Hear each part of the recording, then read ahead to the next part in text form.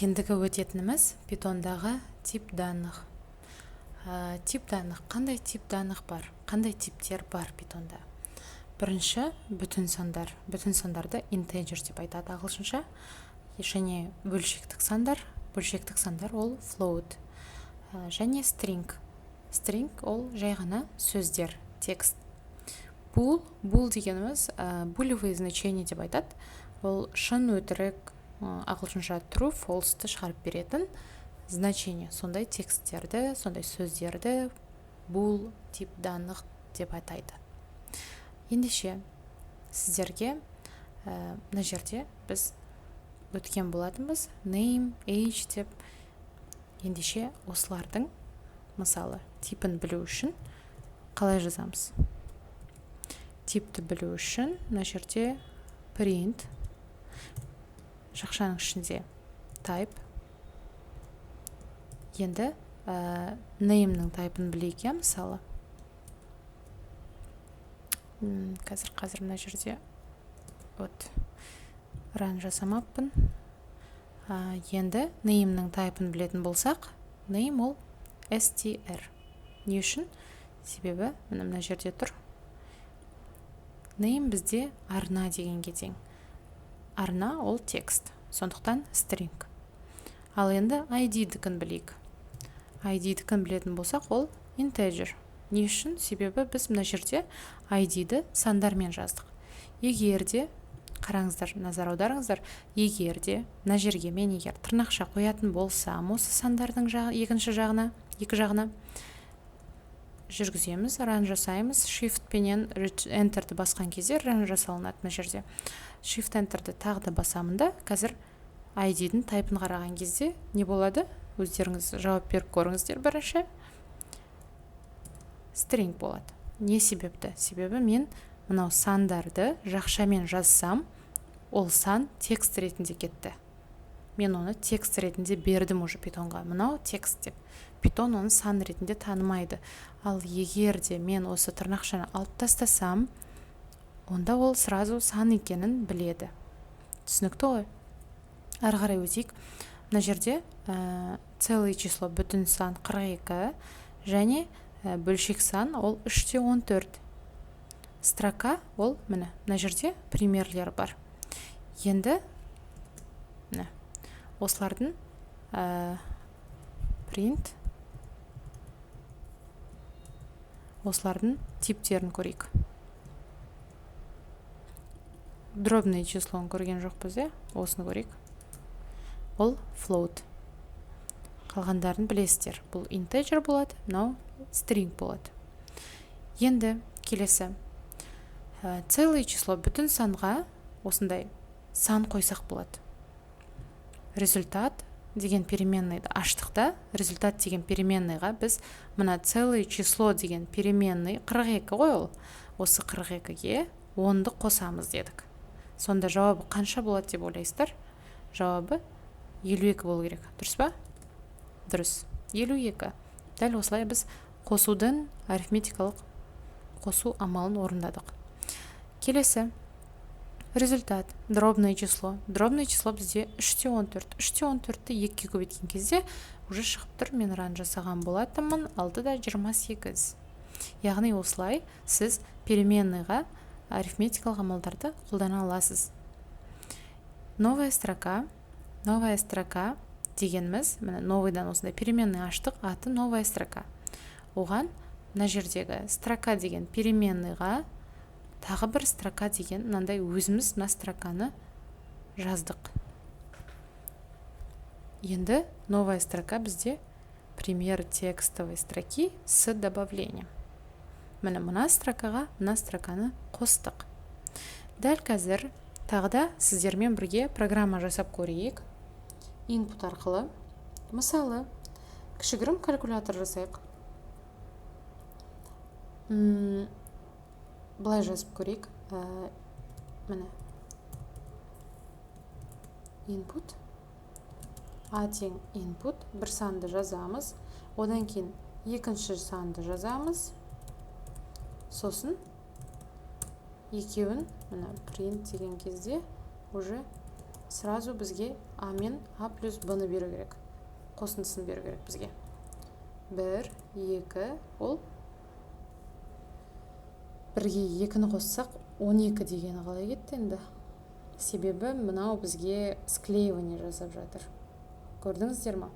Бұл жерде а мен б-ның не себепті 12 шықты? Мысалы, тексеріп көрейік. Print type of A. Себебі а бізде string болып тұр. А-ның типі string. Сол себепті бұл бізге қосу амалын жасаған кезде мынау сияқты просто екі строканы, екі стрингті қосып бере салды. 1 мен 2 ол 1-2 деген сияқты. Ал бізге именно қосу амалы керек. Ал қосу амалы именно бізге керек болса, мына жерге біз қазір сіздермен как раз осы конвертацияны өтетін боламыз. Мына жерге конвертация жасаймыз. Сол кезде мен айтып жатырмын. А ол integer, B ол тоже integer. Енді міне 1, 2. Сонда барып жұмыс істеді. Көрдіңіздер ма? Осындай кішігірім калькуляторды сіздермен бірге жасадық. 45-ке 54 қоссақ 99. Ал енді келесі. Мына жерде стрингтің ұзындығын білуге болады, индексін білуге болады, және оны 2-ге бөліп срез жасауға болады. Бұл жерде строка бірінші привет, мир. Бұл жерде өздеріңіз көріп тұрғандай, мынаны уже білесіздер, строка менен строканы қосып, просто склеивать етеді, бізге көрсетіп береді. Привет, мир. Мына жерге 30 тупты ортасына осылай қосып жіберген. Бұл түсінікті, иә? Келесі. Длина строки. Длина строки білу үшін жай ғана len дегенді жазамыз. Мысалы, біз мына новая строканың ұзындығын білгіміз келсе, мына жерге len дейміз де, новая строка жақшаға аламыз. Осы кезде бізге мына новая строканың, яғни мынаның ұзындығын санымен қанша екенін айтады. 37 ұзындығы. Түсінікті ғой, len деген ұзындық өзі. Ағылшын тілінде lens дегенін қысқаша len. Осылай жаттап аласыздар. Келесі, индексирование строк. То есть сіздерде кез келген строкада өзінің индексі болады. Мысалы, мына жерде новая строканың индекстерін көрейік. Новая строка, индекс жазған кезде обязательно тік жақшаны жазасыздар. 0p.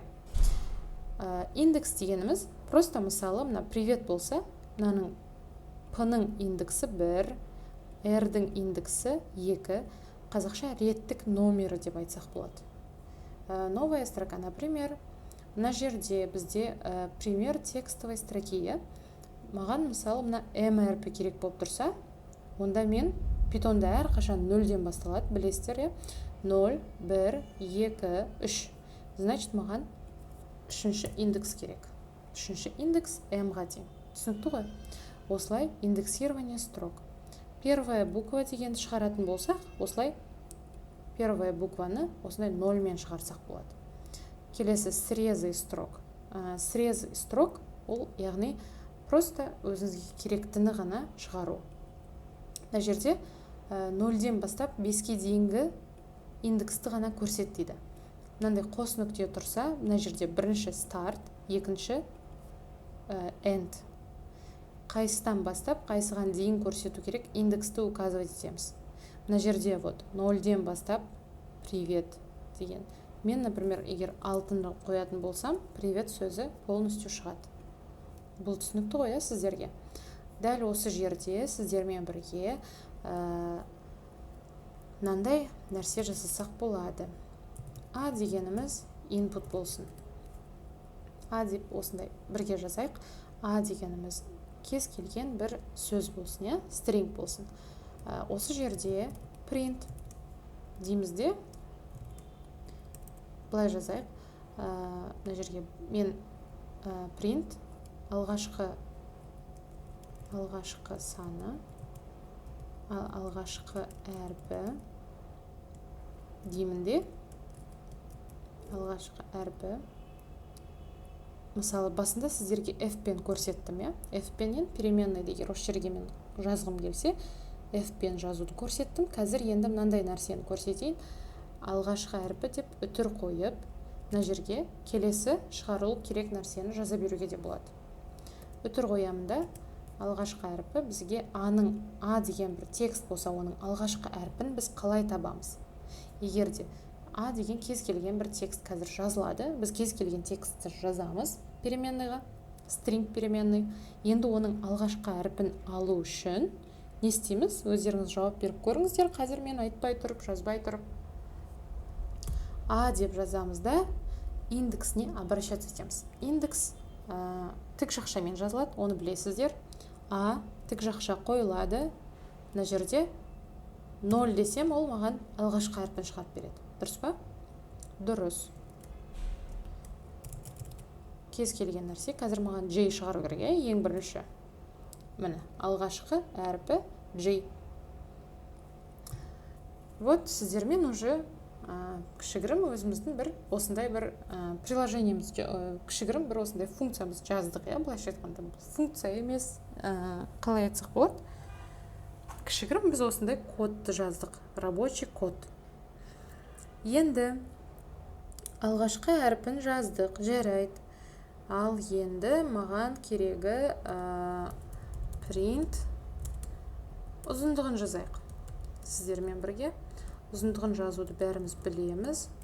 Ұзындығы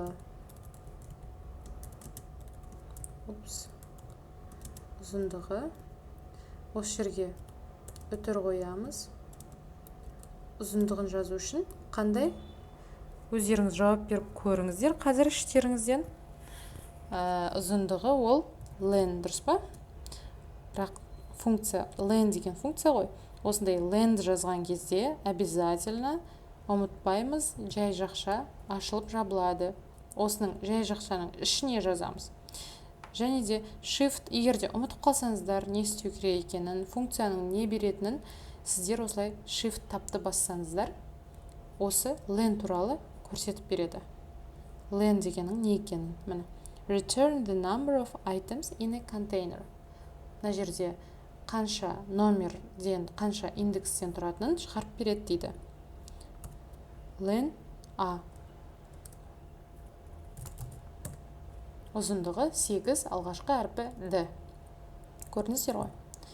Енді срез жасаймыз. Өзімізге бір бөлігін ғана алайық. Print. Мысалы, алғашқы 5 әрпі. Алғашқы 5 әрпі деймізде, мына жерде А-ның срезін жасаймыз. Ол 0-ден басталады да. 0-ден басталады. Егер де бізге 5 әріп керек болса, міне, 5 әріптен тұратын өзінің атын жаза береді дейсін. Арна, Кайрат деп осылай жазсақ, міне, алғашқы 5 әрпін шығарып берді. Дұрыс қой? Дұрыс. Бұл сіздерге түсінікті, бұның барлығы string. Бұл string бізде, stringпен жұмыс жасау. Қазір integerмен де жұмыс жасаймыз. Мына жерде, мынау бізде, мына тақырып, міне қазір сіздерге мен көрсетіп жатырмын, қалай теманың атын осындай үлкен қылып жазуға болады Юпитерде. Осылай бір решетка қоясыздар. Мына жерде конвертация. Қазір сіздерге конвертацияны көрсететін боламын. Мына жерде markdown, shift, enterді басамызда, міне конвертация. Конвертация, яғни егерде міне целый число 42 болса, 42 деген бізде басында бұл integer болып тұрады, дұрыс па? Оны floatқа ауыстырғым келеді. Float дегеніміз дробное число. Мен целый числоны дробное числоға ауыстыру үшін просто float деп жазамын. Оның ішіне сол санның переменный немесе санның өзін жазам. Сол кезде маған дробное число болып шығады. Мысалы 42 бізде интеджер болды, қазір дробное число, бөлшек сан болды, нүктесімен нүкте 0 қосылды, дұрыс па? Енді осының еще типін көрейік. Тип бізде қазір float деп шығады. Класс float. Ал егерде целый числоның типін қарайтын болсақ, ол integer. То есть біз басында бұны 42 деген жай integer болды, одан кейін осы float арқылы біз типті ауыстырдық. Мына жерде a тең 5. Print type of a. Көрейік, бұл бізде integer. Дұрыс па? Енді тура осы аны, интеджерді мен осы на месте float дегенді жазатын болсам, float 5 деп жазсам, уже тип float болады. Немесе float дегенді на жерде емес, мен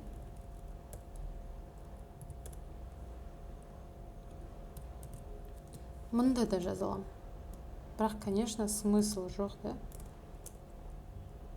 Ой, мына жерге floatты жазатын болсам, мен уже сразу аны интеджерді floatқа ауыстырып, типін көрсет деп айтып жатырмын. Енді тура осыны стрингке де ауыстыруға болады. Стрингке ауыстыратын болсақ, мына жерге былай жасап көрейік, мына жерге ауыстырып көреміз стрингке, и аның өзін шығарып көрейік. Міне, print a. Стрингке ауыстырдық. Type'ты шығаратын болсақ, type класс str. Түсінікті ғой?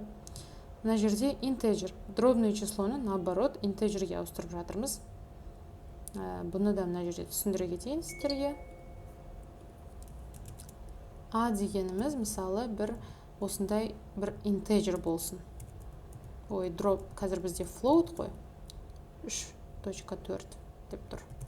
Type of a.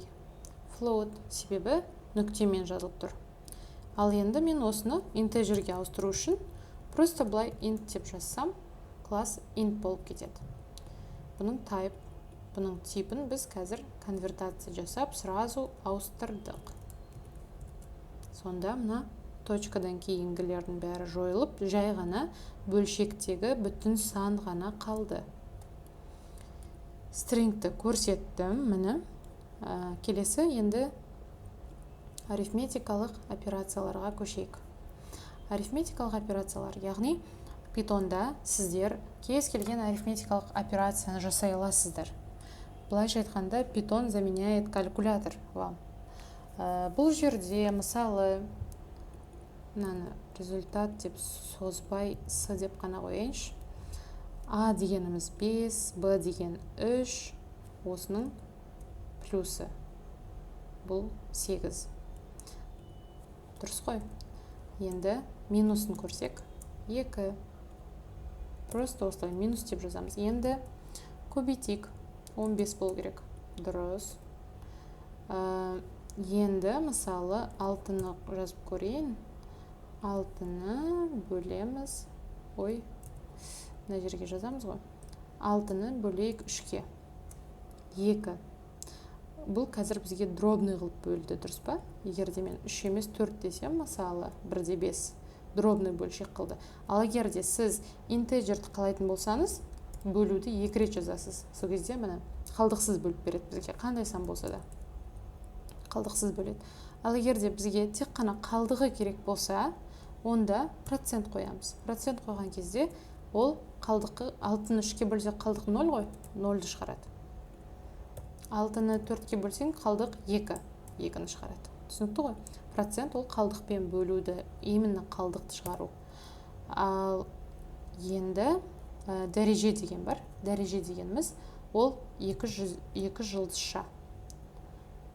Мысалы, А-ның, 2-ның 3 дәрежесі. Нешеге тең? 8-ге тең, е?